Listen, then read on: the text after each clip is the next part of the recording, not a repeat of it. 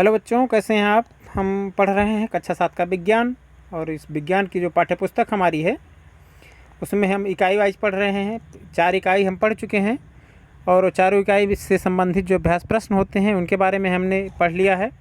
पिछली इकाई परिवर्तन के बारे में पढ़ा हमने, भौतिक एवं रासायनिक परिवर्तन किसे कहते हैं, और खूब अच्छे से समझा कि भौतिक परिवर्तन क्या होते हैं, हमारे दैनिक जीवन में जो पदार्थों में दिखाई देते हैं, और रासायनिक परिवर्तन क्या होते हैं वह अच्छे से हमने उनका वर्गीकरण किया।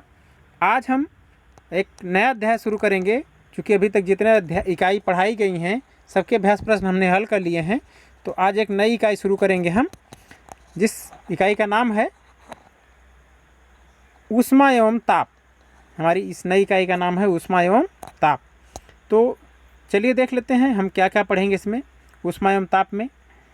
पहली चीज़, ताप का मापन किन किन विधियों से किया जाता है, यह हमें इस अध्याय में पढ़ना है। ऊष्मा का मापन किस तरह करते हैं और वह किन चीज़ों पर निर्भर होता है। ऊष्मा स्थानांतरण की कौन सी विधियां होती हैं, इसके बारे में हम पढ़ेंगे, कैसे ऊष्मा स्थानांतरित होती है एक पदार्थ से दूसरे पदार्थ में। ऊष्मा चालन के आधार पर पदार्थों का वर्गीकरण, जो ऊष्मा चालन की विधि होती है उस आधार पर हम पदार्थों को कितने वर्गों में वर्गीकृत कर सकते हैं, यह भी हम इस अध्याय में पढ़ेंगे। साथ ही ऊष्मा के सापेक्ष अवस्था परिवर्तन, द्रवणांक, क्वथनांक, इन सब चीज़ों से हमारा परिचय होगा कि क्या होते हैं ये, किसे हम द्रवणांक कहते हैं, किसे हम क्वथनांक कहते हैं, इनसे हम परिचय लेंगे। और दैनिक जीवन में ऊष्मा का क्या प्रभाव होता है, कहाँ उपयोग करते हैं, और वस्तुओं पर ऊष्मा के क्या प्रभाव पड़ते हैं, यह हमारी इस इकाई ऊष्मा एवं ताप का अध्ययन का विषय है। तो टॉपिक वाइज हम पढ़ेंगे। आज पहला टॉपिक पढ़ेंगे ताप का मापन। तो इसकी शुरुआत में हम देखते हैं कि सर्दी के दिनों में हम ऊनी कपड़े पहनते हैं और धूप में हमें बैठना अच्छा लगता है। क्यों? क्योंकि इससे हमें गर्मी मिलती है। और इसके विपरीत जब गर्मी होती है तो हम सूती कपड़े पहनते हैं और हमें छाँव में बैठना अच्छा लगता है। गर्मी में घरों को ठंडा करने के लिए पंखा, कूलर, इन सब चीज़ों का हम उपयोग करते हैं। हम इन अपनी दैनिक क्रियाओं के तहत अनेक वस्तुओं के संपर्क में आते हैं। जो हमारा दैनिक जीवन चल रहा है उसके तहत हम अनेक वस्तुओं के संपर्क में आते रहते हैं। उनमें से कुछ वस्तुएं ठंडी होती हैं जैसे बर्फ़ या आइसक्रीम, और कुछ वस्तुएं गर्म भी हमें दिखाई देती हैं। तो ठंडी वस्तुएं और गर्म वस्तुएं क्या होती हैं यह हम जानते हैं। कुछ ठंडी वस्तुओं के नाम भी आप अपनी तरफ से जोड़ सकते हैं। गर्म वस्तु का नाम भी चाय या सूप के अलावा भी अपनी तरफ से जोड़ सकते हैं।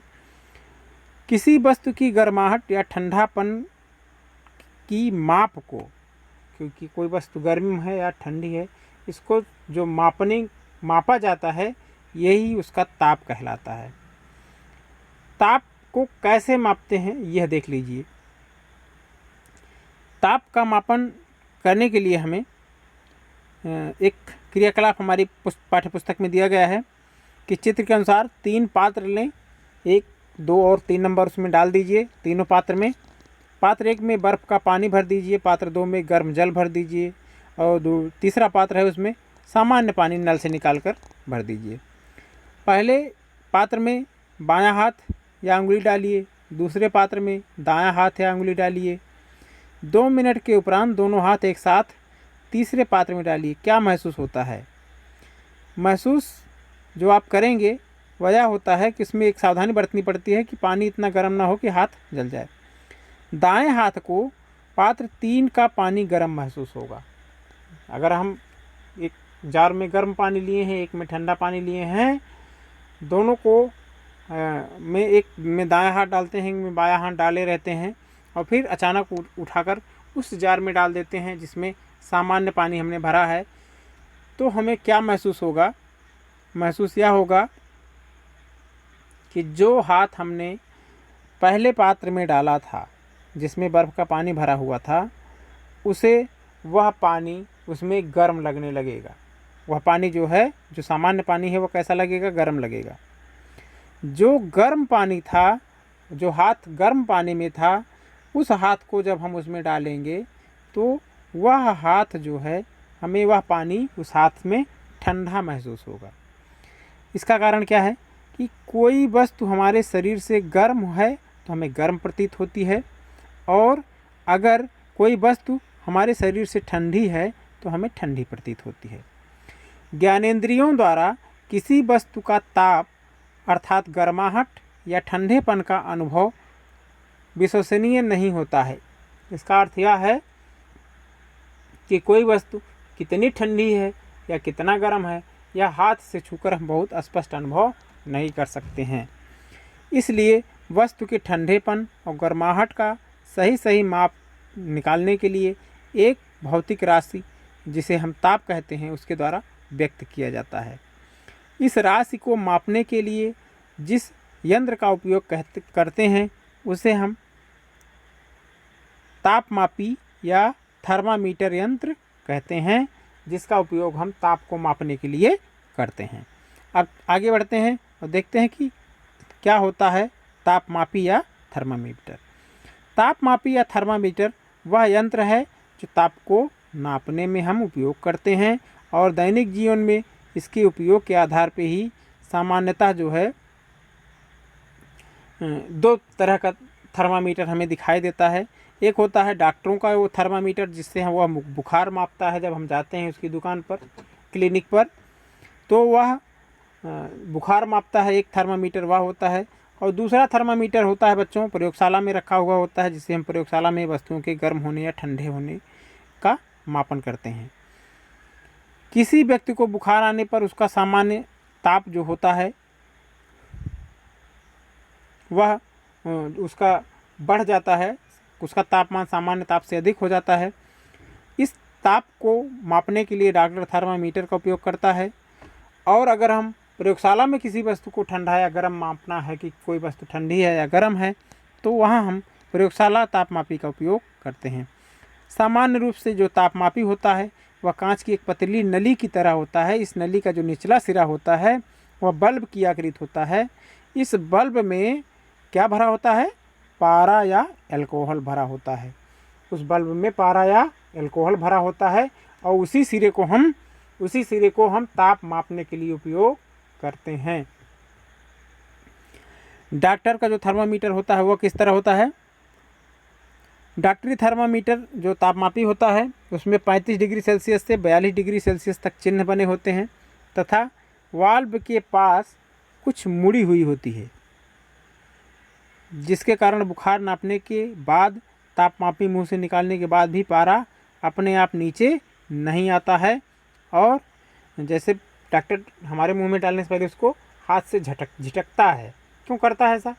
क्योंकि वह जो तापमापी डॉक्टर वाला होता है वो थोड़ा सा नीचे मुड़ा होता है जहाँ बल्ब लगा होता है, तो जब तक झिटकेगा नहीं तब तक वो पारा उस मुड़े होने के कारण नीचे आता नहीं है।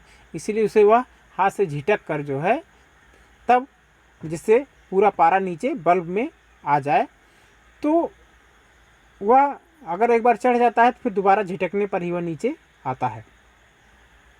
इसलिए रीडिंग लेने में थोड़ा आसानी होती है। आजकल तो मैक्सिमम जो है वह डिजिटल थर्मामीटर का उपयोग करते हैं, और आप तो जानते ही होंगे कि जो बुखार मापने का तरीका होता है वो किस तरह मापता है। डॉक्टर कहाँ कहाँ लगाता है, मुंह में लगाता है, बगल हाथों के नीचे लगा देता है। तो यह दो तरह से, एक डिजिटल थर्मामीटर आजकल उपयोग होता है और दूसरा वह कांच की नली वाला। स्वस्थ मनुष्य के शरीर का जो तापमान होता है वह 37 डिग्री सेल्सियस अथवा 98.6 डिग्री फ़ारेनहाइट होता है। अगर इससे अधिक है तो आपको बुखार है, इससे कम है तो बुखार, या इतना है तो बुखार नहीं है। कम तो नहीं होता है, अधिक हो सकता है, कम होने की कोई गुंजाइश नहीं होती है कि आपका तापमान 98.6 डिग्री फ़ारेनहाइट से या 37 डिग्री सेल्सियस से कम हो। इससे अधिक जब होता है तो कहता है डॉक्टर कि आपको फीवर है, बुखार है। थर्मामीटर से ताप कैसे नापते हैं? सबसे पहले दो बड़े चिन्हों के बीच का अंतर नोट कर लेते हैं। दो बड़े चिन्हों के बीच 1 डिग्री का अंतर है, तो इन चिन्हों के बीच 5 बराबर भाग हैं, तो एक छोटे खाने का मान 0.2 डिग्री सेल्सियस होता है। उपयोग करने से पहले थर्मामीटर को अच्छी प्रकार से धो लेते हैं। धोने के लिए किसी एंटीसेप्टिक का उपयोग कर लेते हैं, और थर्मामीटर को हाथ में पकड़कर झटक देते हैं जो डॉक्टर करता है, और देखते हैं कि पारा 35 डिग्री सेल्सियस निशान के नीचे आया है कि नहीं आया है। अब थर्मामीटर के बल्ब को अपनी जीभ के नीचे, या जो बीमार होता है उसकी जीभ के नीचे रखा जाता है या हाथ के पीछे नीचे रखा जाता है, और 2 मिनट के पश्चात थर्मामीटर को बाहर निकालते हैं, उसका पाठ्यांक नोट करते हैं। इसी पाठ्यांक से पता चलता है कि आपका तापमान कितना है। थर्मामीटर उपयोग करने में बच्चों को सावधानियां भी बरतनी चाहिए। वह सावधानियां क्या होती हैं? मुख्य रूप से आपको लिए प्रश्न पूछा जा सकता है, इसलिए ध्यान से इसको देखें। थर्मामीटर को पढ़ते समय पारे का तल दृष्टि रेखा के सीध में होना चाहिए। देखिए कहाँ तक गया है, वो आँख की सीधाई में होना चाहिए। ऊपर नीचे करेंगे, नीचे करके देखेंगे तो आपको पाठ्यांक नीचे दिखेगा, ऊपर करके देखेंगे तो पाठ्यांक ऊपर दिखेगा। तो इसलिए हमेशा आँख की दृष्टि रेखा की सीध में होना चाहिए। दूसरा है, थर्मामीटर किसी कठोर वस्तु से टकराना नहीं चाहिए, क्योंकि वह कांच की नली होती है तो वह टूट भी सकता है। थर्मामीटर का उपयोग करते समय बल्ब जो होता है जहाँ सफ़ेद रंग का, उसको हाथ से नहीं पकड़ना चाहिए। तीसरी सावधानी हो गई। चौथी सावधानी होती है, डॉक्टरी थर्मामीटर का उपयोग मनुष्य के शरीर के ताप मापन के अलावा और कहीं नहीं करना चाहिए कि आप चाय मापने लगें, चाय का तापमान कितना है, क्योंकि उसमें एक क्षमता होती है कि इतना टेम्परेचर यह माप सकता है। उससे अधिक टेम्परेचर आप उसको आग में गर्म करने लगेंगे तो वो टूट जाएगा। इसलिए हमेशा जो है उसका उपयोग सिर्फ बुखार मापने में ही करना चाहिए। तो यह आपका डॉक्टरी थर्मामीटर था। जो प्रयोगशाला में थर्मामीटर होता है वह किस तरह होता है? जो प्रयोगशाला में तापमापी होता है उसमें पैमाना बनाने के लिए तापमापी की नली को बर्फ़ के टुकड़ों में रखते हैं, और ठंडा होने पर पारा जहाँ ठहरता है उस बिंदु पर 0 डिग्री सेल्सियस अंकित कर देते हैं। हम बना लेते हैं प्रयोगशाला में थर्मामीटर। जहाँ 0 हम अंकित करते हैं उस बिंदु को हम अधो बिंदु कहते हैं। उसके पश्चात नली को उबलते जल के वाष्प में डालते हैं और इस बिंदु को 100 डिग्री सेल्सियस अंकित कर लेते हैं। तो हमें 2 मानक मिल गया। एक 0 डिग्री सेल्सियस कहाँ होगा, 0 डिग्री सेल्सियस पर रहने पर पारा कहाँ तक पहुँचेगा, और फिर उबलते जल में डालने पर पता चल जाता 100 डिग्री सेल्सियस तक पारा यहाँ तक पहुँचेगा। और उसके जो बीच के भाग होते हैं उसको 100 बराबर भागों में हम बांट लेते हैं। तो 100 खाने हमको मिल गए, तो एक खाने का मान हम बराबर हो गया 1 डिग्री सेल्सियस। फ़ारेनहाइट पैमाने पर अधो बिंदु को 32 डिग्री सेल्सियस फ़ारेनहाइट तथा जो सबसे ऊपर का बिंदु होता है उसे 212 डिग्री फ़ारेनहाइट अंकित करते हैं। अगर हम फ़ारेनहाइट पैमाना थर्मामीटर बना रहे हैं तो दोनों बिंदुओं के बीच की लंबाई को 180 बराबर भागों में बांट लिया जाता है। इस प्रकार एक भाग 1 फ़ारेनहाइट के बराबर मान लिया जाता है। तो इसका मतलब क्या हुआ कि जो सेल्सियस पैमाना है उसके 100 खाने फ़ारेनहाइट पैमाने के 180 खाने के बराबर होते हैं। यदि सेल्सियस पैमाने पर ताप जो है C, तो फ़ारेनहाइट पैमाने पर ताप F है, तो क्या होता है वह हम आगे देखेंगे कि किस तरह हम उसको ज्ञात करते हैं। कि अगर यह है तो कैसे हम उनको मानक उसका निकाल सकते हैं। C/100 बराबर F - 32/180। ध्यान से देखें ये फार्मूला, यह हमारा फार्मूला है सेल्सियस को फ़ारेनहाइट में बदलने का और फ़ारेनहाइट को सेल्सियस में बदलने का। या इसको हम शॉर्ट रूप में इस तरह भी लिख सकते हैं, C/5 C/5 बराबर F - 32/9। इसलिए हम अगर कोई चीज़ जो है वह फ़ारेनहाइट में है तो उसको हम सेल्सियस में, कोई ताप है तो बदल सकते हैं, और सेल्सियस में है तो उसे हम फिर फ़ारेनहाइट को सेल्सियस में, यह कन्वर्ट करने का यह फार्मूला है। सेल्सियस या फ़ारेनहाइट के बीच में यह संबंध होता है, C/5 बराबर F - 32/9। सेल्सियस ताप और फ़ारेनहाइट ताप में संबंध से किसी वस्तु का ताप एक पैमाने पर मापकर दूसरे पैमाने में हम आसानी से बदल सकते हैं। तो यह था आज का क्लास, आज की लेक्चर, जिसमें हमने क्या क्या देखा। मुख्य रूप से यह देखा कि ताप का मापन कैसे किया जाता है और उसके लिए हम किन यंत्रों का उपयोग करते हैं। एक 2 होता है, एक डॉक्टरी थर्मामीटर होता है, दूसरा होता है प्रयोगशाला का थर्मामीटर। कैसे डॉक्टरी थर्मामीटर से ताप को मापा जाता है कैसे प्रयोगशाला के थर्मामीटर से ताप को मापा जाता है, कैसे हम सेल्सियस को फ़ारेनहाइट में बदल सकते हैं या फ़ारेनहाइट को सेल्सियस में बदल सकते हैं। ये सारी चीज़ें हम खूब अच्छे से देख लिया आज के लेक्चर में। आशा करता हूँ अच्छे से समझ में आया होगा। नहीं समझ में आया है तो कमेंट करके हम उसको हमसे क्लियर कर लें। बाकी हम मिलते हैं आपसे अगली क्लास के साथ, अगले लेक्चर के साथ।